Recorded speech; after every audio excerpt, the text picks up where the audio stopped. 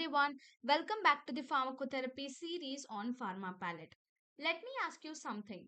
If two patients come to hospital with breathlessness, how do we know whether both of them have the same problem?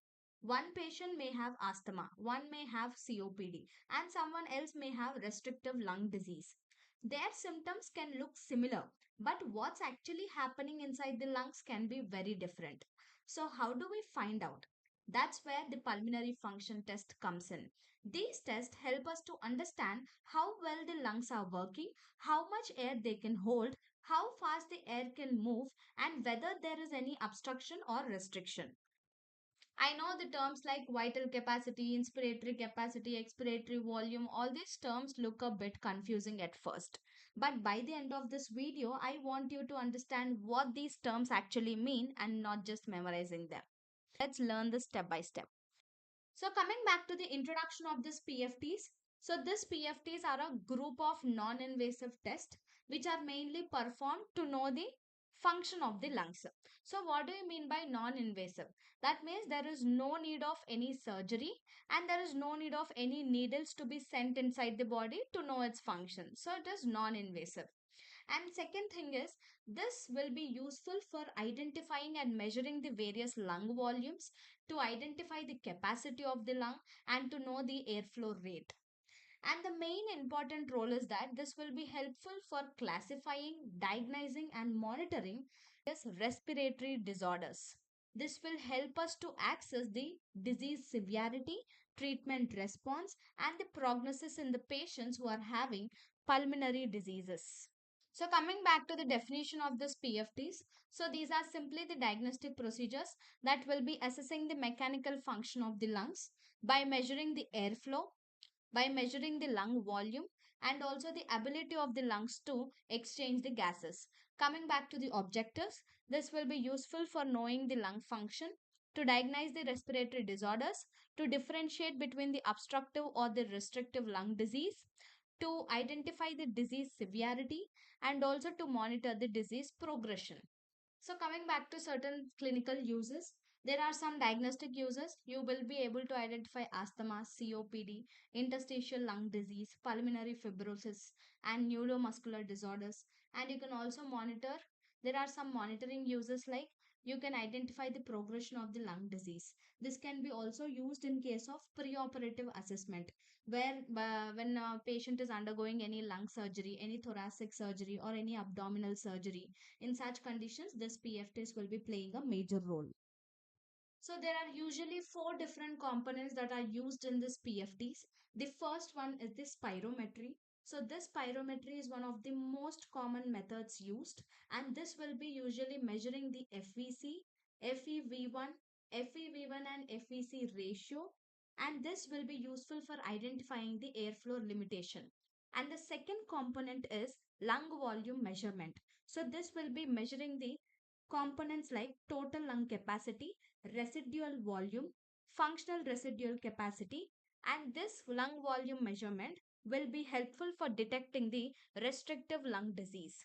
Coming back to the third component, which is DLCO, which means diffusing capacity of lung for carbon monoxide. So in this case, this will be telling us the efficiency of the gas to transfer across the alveolar membrane. The efficiency of the gas transfer across the alveolar membrane can be known by this DLCO. Coming back to the last component, it is PEFR, is peak expiratory flow rate. Peak means it is maximum. So this will be helpful for detecting the maximum speed of expiration, and this is most commonly useful to detect the asthma conditions. So coming back to some of the important terms. So first one you need to know is FVC, which is forced vital capacity. So after taking the deepest breath, the amount of the air a person can forcefully exhale, so that is called as FVC, which is forced vital capacity. So forcefully, how much volume is coming out? So remember like that. So FVC means, remember the trick as full volume comes out. So that means, so the after taking the deepest breath, how much amount of air a person is able to exhale forcefully. So that amount is called as FVC. And next one is FEV1. So already the name itself says that forced expiratory volume in 1 second. What does that mean? That means the amount of air that is exhaled during the first second during the forceful expiration is called as FEV1. And there is one more thing, which is FEV1 and FVC ratio. That means it is the percentage of total FVC that is exhaled during the first second, right? So FEV1 means the exhaled air at the first second. FVC means, it is the forceful exhalation. It is forceful exhalation. So the percentage of FVC exhaled in the first second is called as this ratio.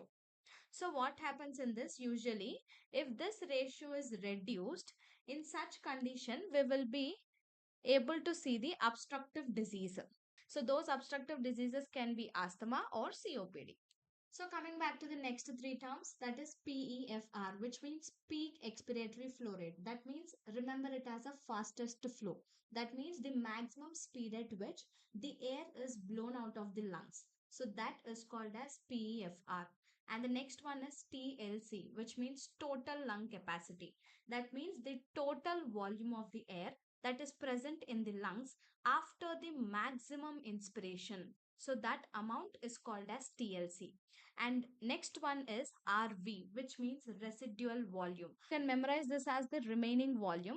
So the volume of air that is remaining in the lungs after the maximum expiration is called as residual volume.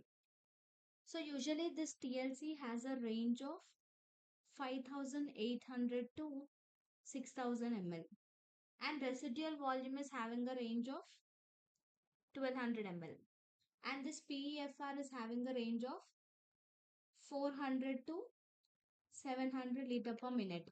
So coming back to the next one is the functional residual capacity. So functional residual capacity is called as FRC. So it is simply the amount of the air that is remaining in the lungs after the normal relaxed expiration is called as functional residual capacity. So that means even after we breathe out normally, our lungs never become completely empty. Some air always remains inside to keep the lungs open and ready for the next breath. So here the normal value is approximately 2300 ml. And coming back to the next one is the inspiratory capacity, which we will be calling it as IC. It is the maximum amount of the air a person can inhale after the normal exhalation. For example, after breathing out normally, if I take the deepest breath possible, so the amount of air I inhale is called as inspiratory capacity. So the normal value here is approximately 3500 ml. So in the vital capacity, just remember that it is the maximum amount of air that it can be exhaled after taking the deepest possible breath. Like in simple words, first take a maximum breath in and then breathe out completely. The total air that is exhaled is the vital capacity. So here the normal value is 4600 ml. And next one is DLCO. That means it will be standing for diffusing capacity of the lung for the carbon monoxide. So this will be efficiently measuring how the gases will move from the alveoli to the blood. So in simple words, it will be telling how well the oxygen can pass from lungs into the bloodstream. So the normal value will be at a range of 80 to 120 percentage is the predictable value. Now coming back to the last part of the video, let's try to understand the differences between the obstructive disease and the restrictive disease. So here the main problem in the obstructive disease is here the air cannot go out, and in the restrictive disease the lung cannot expand.